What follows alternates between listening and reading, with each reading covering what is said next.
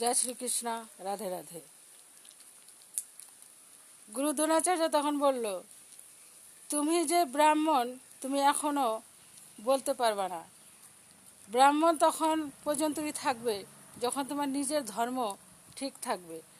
যখন নিজের ধর্ম তুমি নিজে ঠিক রাখতে পারবে না তখন আর তুমি ব্রাহ্মণ থাকবে না। আরও বলল যে একালব্যর আঙ্গুলটা আমি কেন গুরুদক্ষিণা হিসাবে চেয়েছি জানো? সে না তো ক্ষত্রিয় না তো রাজা, তাই জন্য আমি তার কাছে আঙ্গুলটা চাইনি। সে তো শিক্ষা লাভ করেনি, সে তো শিক্ষা চুরি করেছে।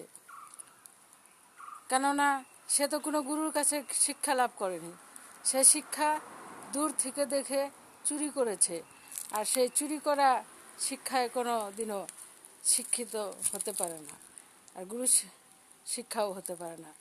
তাই যুদ্ধটা যে শিখেছে সে চুরি করে শিখেছে, তাই তার আঙুলটা আমি গুরুদক্ষিণা হিসাবে চেয়ে নিয়েছি। জয় শ্রীকৃষ্ণ, রাধে রাধে।